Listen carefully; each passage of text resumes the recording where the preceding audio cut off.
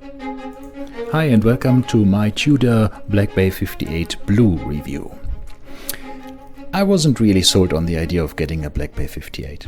I was happy and content with the size and overall bulk of the normal Black Bay line. I own the Black Bay GMT and the Black Bay Chrono in steel.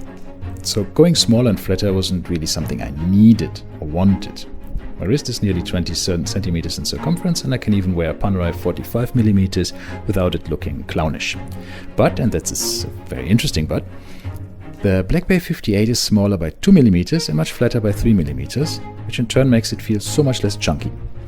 It's a bit like the Oyster Perpetual 39 that I sold in December.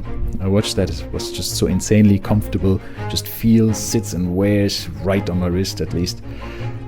Back in December I sold it because I missed the date, and I actually liked a Datejust 2 with 41 millimeters, just a tad better. Did I make the same mistake twice and get another blue dial watch with the same size and again missing the date function at 39 millimeters? Am I really that stupid? Yes and no. Well, there's no denying that the missing date cannot be ignored, everything else is different. The OP39 is a masterpiece in comfort, and so is the Black Bay 58. It's just the perfect size. For people like me, with watches usually being not smaller than 40 millimeters, it's a change, but thanks to its design, the watch wears nicely. It has a good presence on the wrist, the polished parts of the case and bracelet let it sparkle a bit.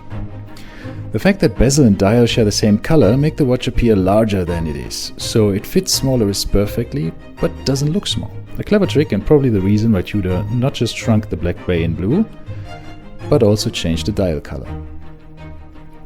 So to come back to my question if I'm really that stupid, no, I'm not. The watch I bought from the proceeds of the OP was the lovely Datejust 41 millimeters with steel bezel, oyster bracelet, black dial, yada yada. It's awesome and I love it. The Tudor now fits the more sporty wearing pattern I have at the moment, and I couldn't be happier with it. As you can see, the blue is a very special navy blue. It looks quite dark, most of the time dark blue, but it can look like a rich sky blue when hit by bright sunlight in some angles. It's a matte dial that especially comes out compared to the Omega Seamaster Professional 300 meters in blue, with a ceramic dial, with a mirror-like finish, and that has its very own special charm. Let's talk of the internals. Tudor has two lines that have a see-through caseback, the North Flag and the Glamour line. The Glamour line got the caseback, the see-through caseback, when it was upgraded to the manufactured Tudor movement. And while it's not the most decorated movement, it has its charm. So seeing it is actually quite nice. However, in the diver lines, we don't get to see the movement. There's no clear caseback, and we get the standard metal back, the steel back. The MT5602 in the normal Black Bay line was too large, so Tudor had to shrink the movement and created the MT5402, which has the same features as its bigger brother. Both tick for 70 hours when fully wound and not worn, and both have a silicon balance spring, give them good anti-magnetic properties. Besides the size, the only other difference is two additional jewels that the smaller movement has. It has 27 compared to the 25 of the bigger brother. The movement did shrink from 31.8 millimeters to 26 millimeters in diameter, and the height was reduced from 6.5 millimeters to 4.99, allowing for the smaller and more elegant case shape. So, in conclusion, it's a watch that is worth its money.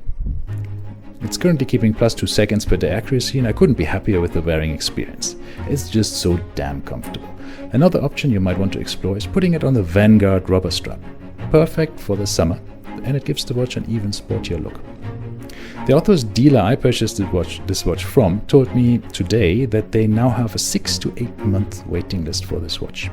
So better put your name down and get on the list quick. Otherwise, the only choice is to buy from the grey market dealers, but I'm sure they will ask for a pretty premium at the moment.